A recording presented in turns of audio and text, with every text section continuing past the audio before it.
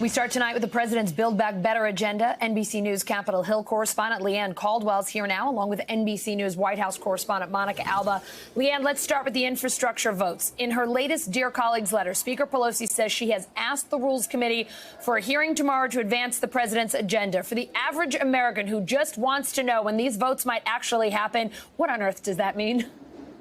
That doesn't mean a whole lot, Allison. Okay. I can't give you a lot of clarity. They're going to prepare to be able to bring this legislation to the floor once it's ready. So why it's significant that it's going through this committee, it doesn't really mean a whole lot at this point because they still do not have legislative text. And there is a big development, though, in these negotiations. We have just confirmed multiple sources telling us that the paid leave provision of this bill will not be included. It has been dropped from negotiations, dropped from the legislation because of opposition from Senator Joe Manchin.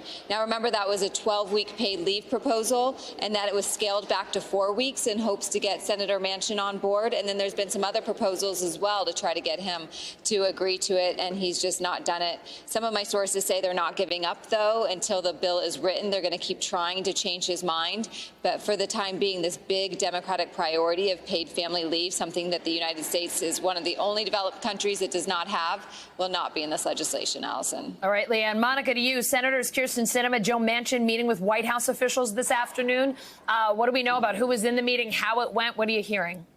For multiple hours also, Allison, and we do know that many of these top aides who've been involved in the conversations have actually spent more time lately down on the other end of Pennsylvania Avenue than in their own offices here on the White House complex. That's how much they've had to engage in these conversations in the nitty-gritty and the details, and it dovetails with a conversation the president had last night with Senators Manchin and Sinema in the Oval Office after business hours. It was around 7 p.m. The president was supposed to be leaving for that rally in Virginia, and he was still talking to them. And the White House says that he made some progress, but clearly not enough to get to any kind of an agreement today. Here's how White House Press Secretary Jen Psaki framed the discussions with the president.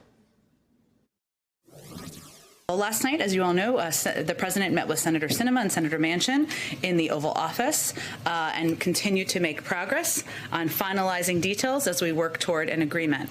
This morning, we had a number of senior staff up on Capitol Hill. Many of them may still be there now.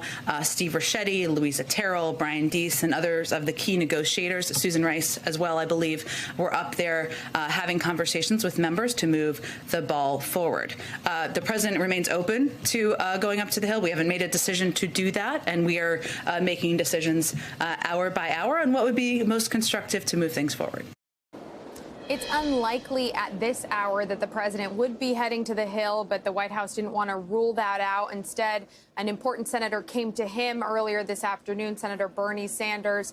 Of course, a key part of some of these negotiations, he specifically wants to ensure that there's a Medicare expansion for both dental, vision, and hearing in all of this. It's unclear how much of that is going to make it into the final legislation. So the president having a one-on-one conversation with the senator earlier this afternoon. We'll see if any lawmakers are brought here again later in the evening, but the time is really winding down to crunch time before the president leaves on that overseas trip tomorrow morning, Allison.